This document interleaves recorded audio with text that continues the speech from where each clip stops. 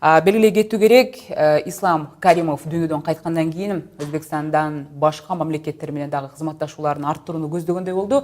Айрыкча ошол эле Өзбекстандын бир катар чиновниктери, ошол эле Казакстан, Тажикстан, анан албетте Кыргызстан менен дагы байланышып, карым катнаш жандангандай сезилди.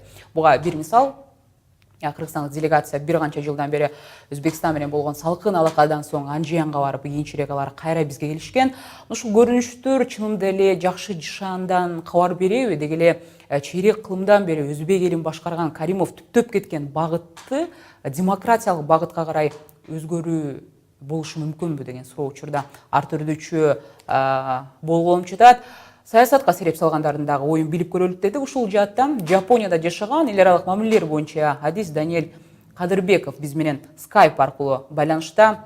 Даниэль мырза, саламатсызбы? Мына Мирзоев мурунку президент Каримовдун саясатын улантамын дегени менен бийликке келген 3 ай ичинде экономикалык реформалар тууралуу планын жарыялап, буга чейин катуу көзөмөлдөнүп келген ошол эле валюта рыногун либералдаштырууга жетишти. Ошондой коңшу мамлекеттер менен алакасын жакшыртканга үлгүрдү десек болот. Бул анын Каримовдун баягы жумшак саясат жүргүзөрүнөн кабар бербейби? Кандай деп ойлойсуз? Саламатсыздарбы? Биринчиден чоң рахмат мени чакырганыңыздар үчүн.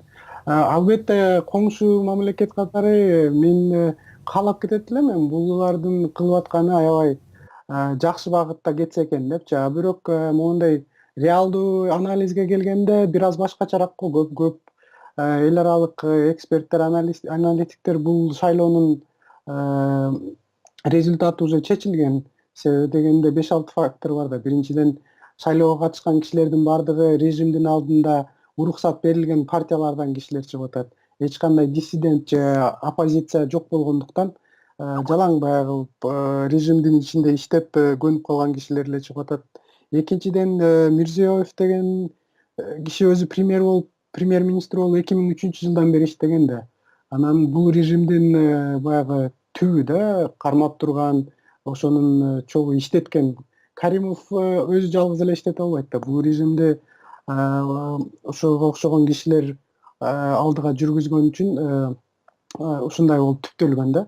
Анан мен реформа баягы валютный реформаны кылам, экономический либерализация кылам деген аябай кубандырат. Себеби дегенде эгерде чындап эле бул шайлоо алдындагы популисттик слогандар болбосо, чындап ушул багытта кете турган болсо, бул аябай чоң деген экономикалык жана мындай байланышты региондогу өнүктүрө турган нерсе да. Себеби дегенде Өзбекстанда адамдык потенциал, экономикалык потенциал жана ресурстук алмашуу потенциалдар аябай чоң. Биз Борбор Азия үчүн аябай чоң экономикалык жана интеллектуалдык астыга жылуу болот эгерде ушул реформалардан кайра күчөтүп астыга жөнөтүшсө. Эгерде бул декларативдүү эле шайлоо алдындагы убадалар болгон болсо, тилекке каршы эч нерсе өзгөрбөйт деп ойлойм да. Себеби дегенде Өзбекстан баягы Түркменистанда деле Сапармурат Ниязов өлгөндө деле кийинки президент өзгөргөндө эле ошондой сымал режим түзүлүп калышы мүмкүн. Кайра дегендечи. Өзбекстандын тышкы саясаты эми канчалык өзгөрөт, бул суроо дагы абдан кызык болуп турат.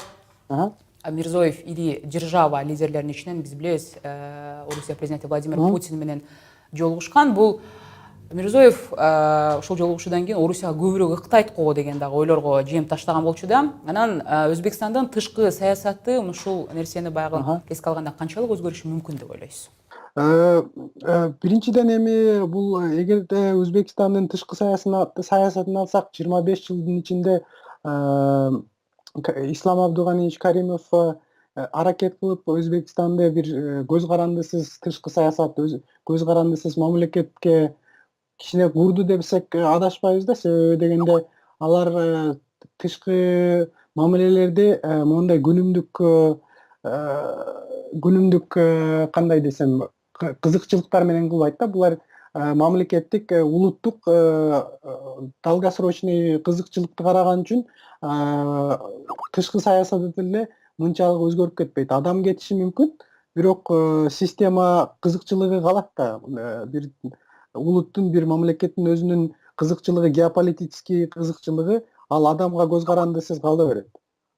Каримов кетти, азыр Мирзиёев бир аз эми башка кандай десем катнаштарды бир аз активизация кылышы мүмкүн. Бирок эгерде моундай карап көрсөк, түбүндө тышкы саясатын мурдагыдай эле кармайт го. Себеби дегенде Өзбекстан үчүн бир аз ачылыш керек, бирок ошол эле кезде кандай бирөөнүн влияниясына калбай көз карандысыз саясат алып барганы ошол Өзбекстан үчүн кызыкчылык бар да. Ошон үчүн бул тараптан өзгөрүш болбосо керек дейм. Себеби дегенде 25 жыл бою баягы биз кирип алган Евразийский союзга деле, УДКБга деле, аркы берки региональный союздарга кирбейт да. Булар ар дайым Россиянын, Кытайдын, Американын, Европанын бардыгынын, Жапония, Түштүк Кореянын бардыгы менен өздөрүнө ыңгайлуу келген форматта жумуш жүргүзүп келишкен.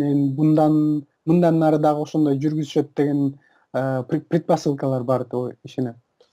Азыркы шайланган президенттин буга чейинки талапкерлиги каралгандар арасында ошол коопсуздук кызматынын жетекчиси Рустам Иноятов менен анан дагы вице-премьер каржы министри Рустам Азимов дагы каралганы эксперт тарабынан дагы камкууланган. Бирок кийин утурумдук президент катары Шавкат Мирзиёев бекитилген. Бул чечимге кандай нерселер таасир берди деп ойлойсуз? Тактап айтканда, эми Өзбекстанда стабилдүүлүк болушу үчүн Мирзиёев жогорудагы ысымат алгандар менен багы бийлик бөлүшүшү шарт деп атышат да. Бул канчалык мүмкүн? Анан деги эле Өзбекстандын ички саясаты эми канчалык өзгөрөт деп ойлойсуз?